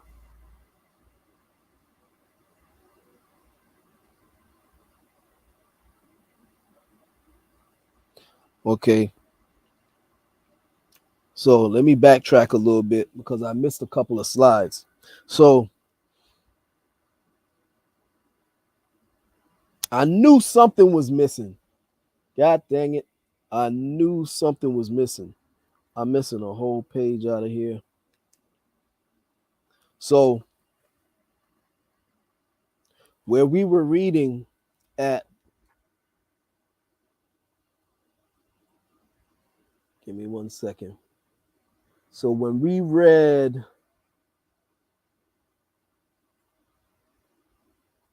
exit solo layout, okay, and we'll make this full screen layout. Yeah, so again, for those who wish to leave a donation, this is Cash App and PayPal. You know, want to leave a donation. And thanks again to Mizak, who left the donation the other day.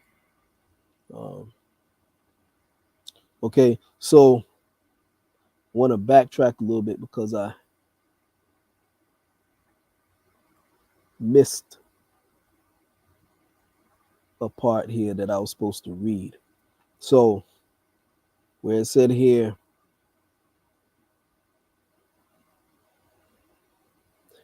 where it said here, okay, check this out. Let me read this again. On May 3rd, 1938, Plecker responded to A.P. Bohannon, a resident of Halifax County, who reminded the registrar that at one time, county officials were allowed to use the mixed Indian designation. Plecker stated that he initially agreed to the compromise in order to prevent those residents identifying as Indian from being registered as white. Now that the Vital Statistics Office had determined, after more study, again, remember we pointed out that all Virginia Indians were of Negro extraction. So what does that say? If all of the Virginia Indians were of Negro extraction, that means that they were Negroes. Okay? The word Indian, in other words, that they were originally a dark-skinned people. Okay? The word Indian should not be used at all. That's what he determined. And he says, therefore, they should receive their legal classification as colored. Plecker noted that there were exceptions, but none applied to any of the residents in Halifax County. With respects to exceptions, the registrar highlighted one man of white Indian only ancestry in Lexington, Virginia, a migrant from the West who had married into a good red-white family in Rockbridge, Virginia. Plecker also acknowledged that there were several other cases in the region of Virginia where the Indians of white admixture, the white probably predominating, have married white women and their children passing as white. These cases, however, are Indians mixed with white. Give me a second. That page is, yes, which page? Okay, now I have to go to the book. So just give me a second, because that for some reason I thought I had that page in the PowerPoint, but I don't. So just give me a second here.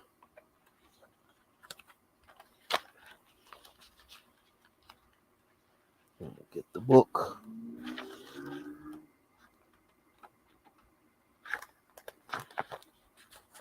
One second.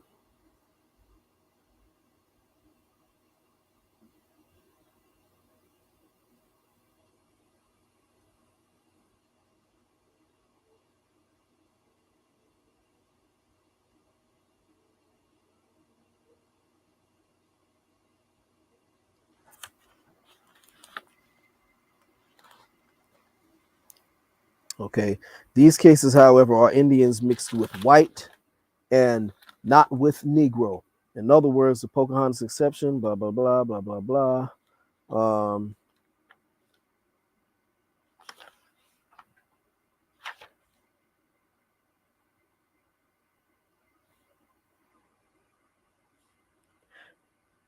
Plecker's second line of attack against the Indians was to gather additional evidence that would shore up the validity of Virginia's race records, further lending credence to the registrar's ethnological campaign against those he insisted were merely pseudo Indians.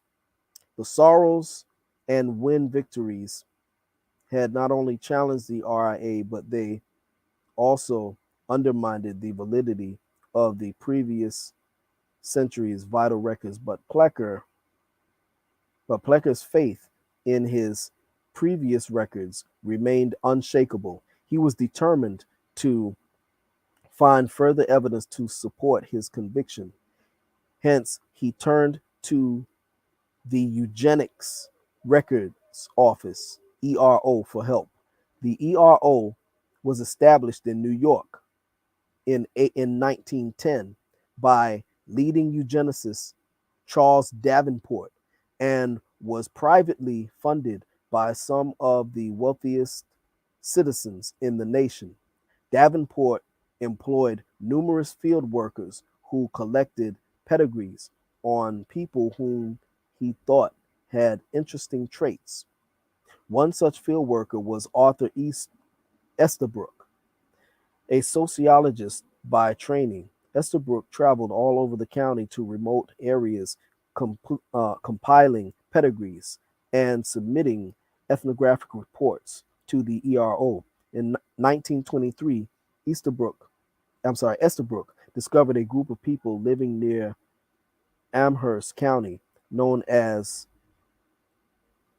Ishes.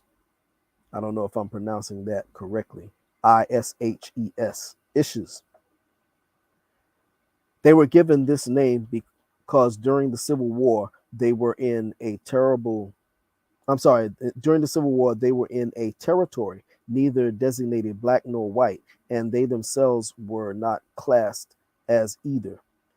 However, Estabrook renamed them the WIN tribe, the Win tribe, because they were known to be triracial people, white Indian Negro ancestry.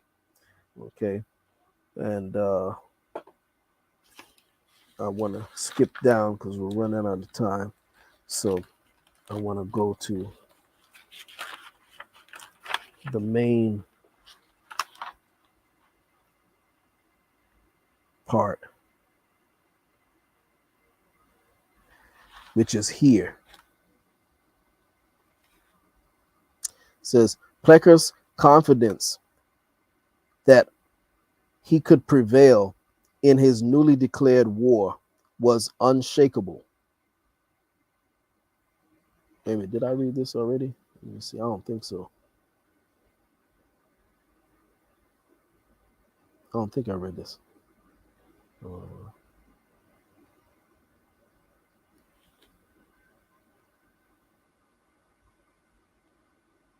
Yeah, let me read. Let me skip up. Let me read from the top of the page, so it'll have all the full context.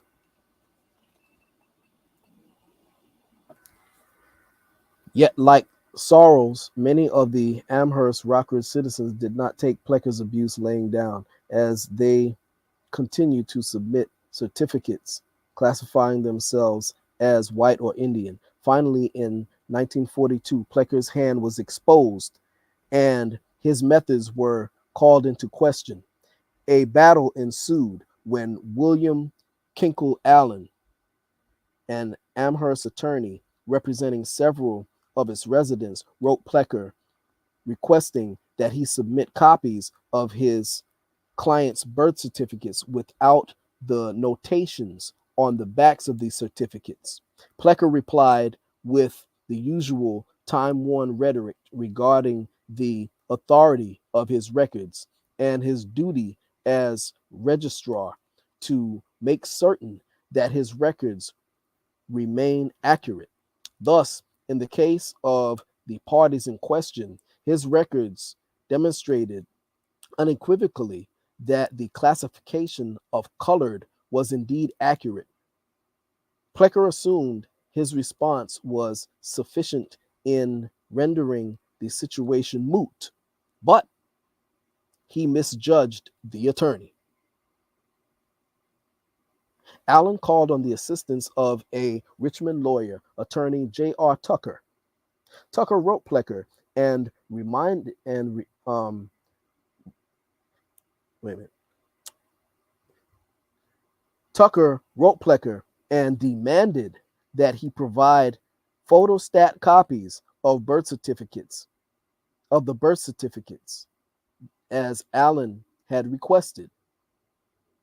Tucker ripped into Plecker for his abuse of power as state registrar and also challenged the accuracy of Plecker's pedigrees, stating, "Not only have you gone beyond your duties as prescribed by law, but that the notation which you have placed on the back of these birth certificates is contrary to the facts."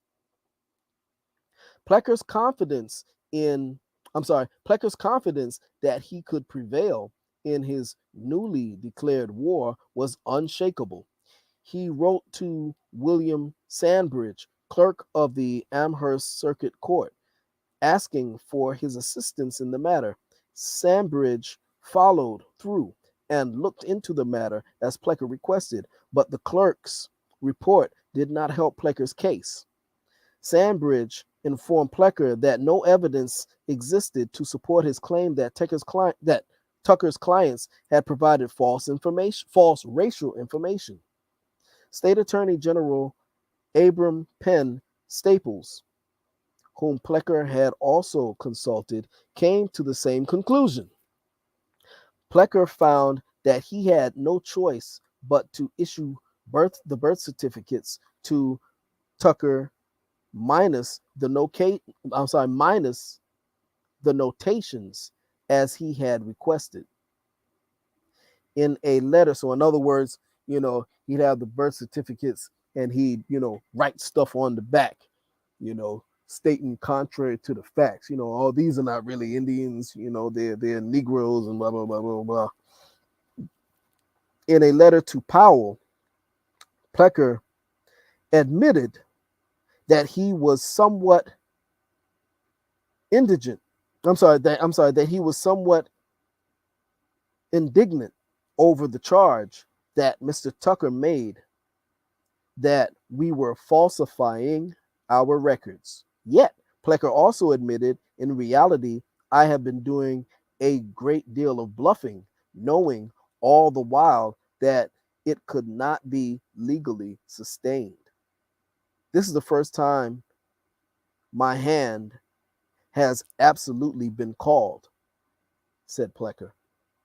In fact, as early as 1925, Plecker admitted that his assertions on Black Indian intermixture were based on conjecture. Let me read that again. In fact, listen closely. As early as 1925, Plecker admitted that his assertion on Black Indian intermixture was based on conjecture. Okay? So in other words, just based on his opinion. And he expressed his uncertainty about the validity of the 19th century scholarship that had served as the basis for his views. He inquired of Davenport, stating, I desire to know whether you consider the statements as authoritative and the result of investigation on the grounds, or whether the statements are simply passed down from writer to writer. Tucker may have won the battle, but Plecker won the war, as he had no fear of reprisal for his extra-legal activities.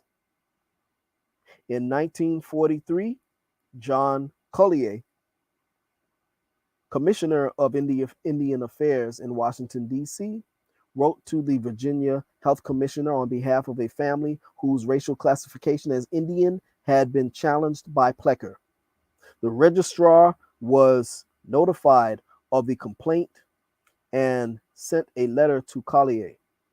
In his response, Plecker unabashedly boasted on the validity of his compiled pedigrees, insisted to Collier that his clients were Negroes because practically all of the families of our so-called Indian groups had been traced to the 1830 U.S. Census. Plecker's reference to the 1830 U.S. Census referred to Carter G. Woodson's 1925 publication, Free Negro Heads of Families in the United States in 1830. Now you see why I was reading from Carter G. Woodson.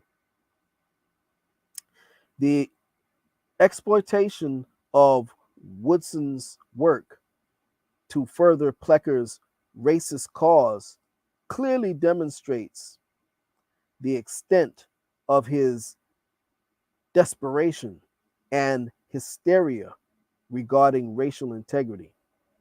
In another case in 1944, Plecker was having difficulty establishing the pedigree of a man by the name of Commodore Collins. Plecker requested that Collins provide genealogical information to validate his claim that he was white.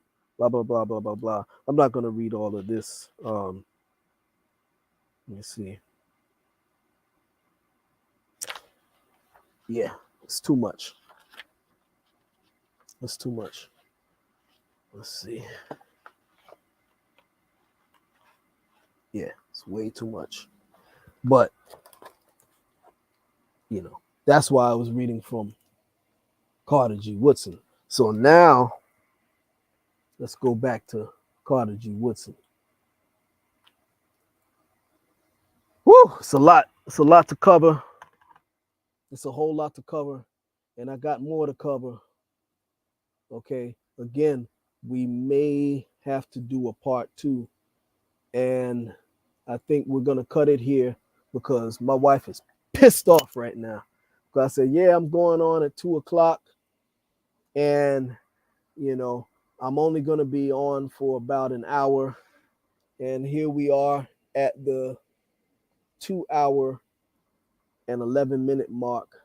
So in all fairness to her, I did promise her that, the Saturday would just be myself and her. Oh, man. I really want to keep going, I really want to keep going, but I have to be fair. Oh, man. Boy, I tell you. I really wanted some of those Pan, the ones who were talking all the junk in Sonetta's chat. Where's Ska One? Where's Cujo Adkins-Battle? I was hoping they would have joined in, but I guess they're running scared. Oh, well. That's how it goes, All right. Dang, man, I really want to keep going. Let me see if I can. I got more slides, though. I want to. I guess we'll have to come back in. Yeah, because it's going to take a little while for me to get through the rest of the slides. So maybe what we'll do is tomorrow early, we can come back in and finish up and do it like that. But like I said, I really want to keep going. I really do. But you know how it goes. Happy wife, happy life, as they say. So anyway, again, for those who want to leave a donation, it's not going to, I'm not using it to buy a new car or anything like that. This is everything goes towards improving what we're doing. Goes towards the research And I also hope to see all of you who are in the chat at this year's second annual Indigenous Peoples of the Americas Day Parade. We had a big turnout last year, you know, big turnout last year. And it's going to be even bigger this year. Already, you know, a lot of people who a lot of people are responding, and there was a lot of people there who watched this show last year. A lot of people last year who watched this show were in attendance. Oh, wait a minute, I put the wrong screen up there. I'm bugging. Exit solo layout. I'm supposed to put the other one. Let me see. Wait. Oh, that's why. Yeah, there's a lot of people in attendance who watched the show last year. Okay, and I thank all of those people who came out to support us. Okay, but anyway, I guess that's it. We'll come back in. Hopefully, those two Pan-Skillets will build up the nerve to come in and get this work. But once I get the skillet going and I start frying that pan, that's it. You don't see them. Get the wok going, skittling, frying up the pan skillets. The wannabe Pan Africans. But anyway, so yeah, that'll do it. And until the next time, Doda dog, e.